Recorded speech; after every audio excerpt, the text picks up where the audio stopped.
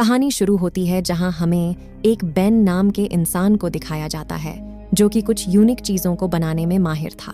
Ben ने हाल ही में एक ऐसा कैमरा इजाद किया था जिसके जरिए उन चीजों को देखा जा सकता है जिसे हमारी आंखें भी नहीं देख सकती, और उन चीजों में भूत प्रेत भी शामिल है। बेन हमेशा चर्चा में रहता था और वह खूब पार्टी भी किया करता था। एक दिन बेन एक पार्टी में जाता है जहां उसकी मुलाकात एक अलीशा नाम की लड़की से होती है जो कि गोस्ट टूर गाइड थी।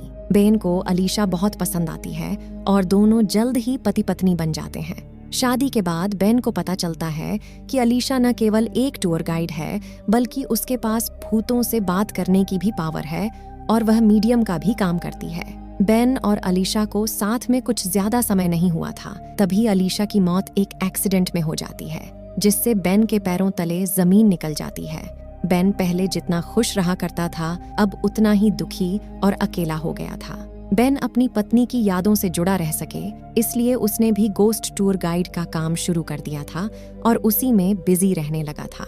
अब हम दूसरी तरफ एक औरत को देखते हैं जिसका नाम गावी है। वह अपने बेटे ड्रेविश के साथ शहर से दूर एक पुरानी मेंशन में रहने के लिए आई है। गावी के पति की मौत हो चुकी है, लेकिन इस बारे में ड्रेविश को फिलहाल नहीं पता है। ड्रेविश को उस घर में अजीब अजीब आवाज आती है, यहाँ तक कि कुछ डरावनी परछाई भी दिखाई देती है, जिससे डर कर दोनों माँ बेटे वहाँ से भागने लगते हैं। लेकिन उनके कार में हम एक भूत को देखते हैं जो कि उनके पीछे मेंशन से ही लगा हुआ था। जब गावी मेंशन छोड़कर वहाँ से भाग रही थी तभी उसे एक आवाज आती है जो उन्हें कह रहा था कि तुम्हें वापस आना ही होगा। अब अगले सीन में हम बेन को उसके घर में चैन से सोते हुए देखते हैं। तभी वहाँ फादर कैंट आ जाते हैं और बेन को उसी मेंशन में जाने के लिए कहते हैं। वह बेन को सारी बात बताते हैं और कहते हैं कि तुम अपने कैमरे की मदद से वहाँ की आत्माओं को देख सकते हो जिसके तुम्हें अच्छे खासे पैसे भी मिलेंगे। बेन पहले तो लगातार मना कर रहा था, लेकिन पैसों की जरूरत ने उसे मेंशन में जाने के लिए हाँ कहने पर मजबूर कर देती है।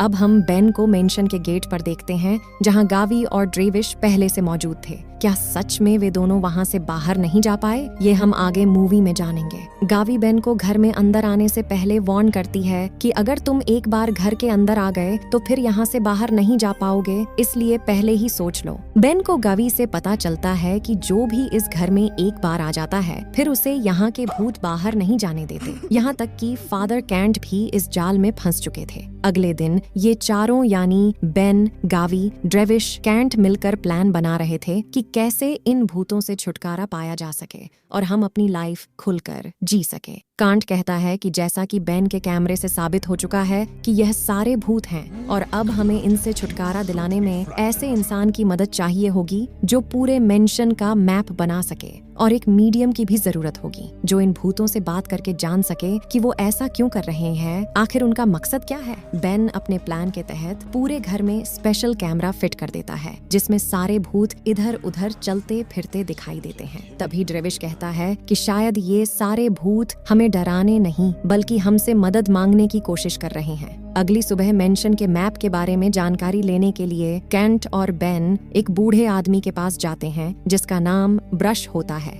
जो पुरानी खबरों को जानने वाला एक इतिहासकार था। ब्रश बताता है कि इस मेंशन के मालिक का नाम विलियम था, जो कि एक रईस आदमी था जिसकी पत्नी अल्नौर की एक गंभीर बीमारी के चलते इसी घर में मौत हो गई थी। तभी से इस घर में अजीबो गरीब घटनाएं हुआ करती हैं। ब्रूस के पास उस मेंशन का मैप और कुछ न्यूज भी थी जिसे लेकर बेन और कैंट वहां से भाग जाते हैं। ब्रश अपने उम्र की वजह से उनका पीछा नहीं कर पाता और अपने हाथ से मैप जाने देता है। दूसरी तरफ हम देखते हैं कि उस मेंशन में एक हैरट नाम की लेडी भी आकर फंस जाती है जो कि लकली एक मीडियम थी। अब दोनों चीजों की कमी पूरी हो चुकी थी, पहले मैप की और दूसरा मीडियम की। बेन जो मैप और न्यूज लेकर आया था उसे पढ़ने पर पता चलता है कि अल्नौर की मौत के बाद इस मेंशन में 2 भाइयों ने एक दूसरे को मार दिया और एक औरत ने अपने 5 पतियों को मार खुद को भी खत्म कर दिया था। इसी दौरान हैरट की नजर एक खत पर पड़ती है जिसे विलियम ने उस समय की मशहूर मीडियम लियोटो को लिखा था और उन्हें अपने मेंशन में इनवाइट किया था।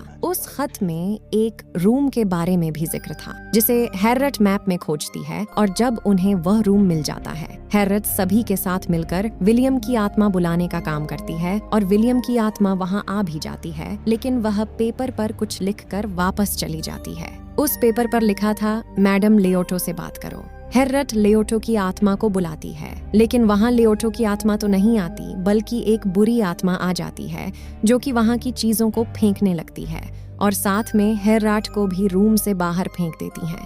हैरट लियोटो की आत्मा से बात करने के लिए उपाय खोज रही होती है, तभी बेन उसे अपनी वाइफ से बात कराने को कहता है, जिस पर हैरट कहती है कि अलीशा एक अच्छी आत्मा थी जो कि अब इस दुनिया में नहीं है, इसीलिए मैं उससे तुम्हारी बात नहीं करा सकती। मैं सिर्फ उन्हीं आत्माओं से बात कर सकती हूँ जो बुरी हो या फिर जिनकी इच्छा अभी तक पूरी न हुई हो। इस पर बेन दुखी होता है और चुप हो जाता है। हैरट सबसे कहती है कि अगर हमें लियोटो की आत्मा से बात करनी है तो हमें उसकी कोई चीज चाहिए जिसके जरिए मैं उसे बुला पाऊं। अब सारे लोगों लियोटो से जुड़ी चीज खोजने में लग जाते हैं। तभी बेन को एक बड़ा सा बॉक्स मिलता है जिसे खोलने पर किस्मत से उसमें लियोटो का ही सामान होता है और साथ ही में हमें एक बड़ा सा क्रिस्टल बॉल दिखाई देता है जिसे देखकर सब चौंक जाते हैं क्योंकि लियोटो उस बॉल में कैद रहती है और सबको अपनी और उस मेंशन की कहानी बताना शुरू करती है। लियोटो बताती है कि विलियम अपनी मरी हुई वाइफ अल्नोर से बात करने के लिए मुझे इस मेंशन में बुलाया था, लेकिन मेरी लाख कोशिशों के बाद भी अल्नोर यहाँ नहीं आ पाई। लेकिन इस दौरान यहाँ कई बुरी आत्माएं आ गईं और उनमें से एक ऐसी बुरी आत्मा आई जिसने विलियम को भी मार दिया और जब तक मैं उसे वापस भेज पाती, उस ताकतवर आत्मा ने मुझे भी मारकर इस बॉल में मेरी आत्मा को कैद कर दिया। लियोटो आगे बताती है कि उस आत्मा का मकसद 1000 लोगों को मारकर खुद को इतना ताकतवर बनाना है कि वह बाहरी दुनिया में राज कर सके और साथ ही में लियोटो यह भी बताती है कि वह आत्मा अपना शिकार सिर्फ उन लोगों को बनाता है जो अंदर से टूट गए हों और बहुत दुखी हो। लियोटो बेन से कहती है कि तुम अपने दुख से बाहर निकलो वरना अगला नंबर तुम्हारा भी हो सकता है। वैसे भी उस आत्मा ने 933 लोगों की जान ले चुकी है। यह सब बोलकर लियोटो वहां से गायब हो जाती है। लियोटो के जाने के बाद ब्रश सबको बताता है कि लियोटो जो 933 मरे हुए लोगों के बारे में बता रही थी, वो संख्या उसके मरने के समय थी। अभी 999 की संख्या तक उस भूत ने लोगों को मार दिया है और अगले फुल मून नाइट को एक और लोग को मारकर वह आत्मा अपना लक्ष्य पूरा कर लेगा। अगले सीन में हम देखते हैं कि ड्रीविश दुखी मन से गार्डन में बैठा था, जिसे देखकर गावी बेन से कहती है कि मैं ड्रीविश को कुछ नहीं होने देना चाहती। उसके कोई दोस्त भी नहीं है, इसलिए वह हमेशा लोनली फील करता है और हाल ही में उसे अपने डैड के मौत का भी पता चल गया,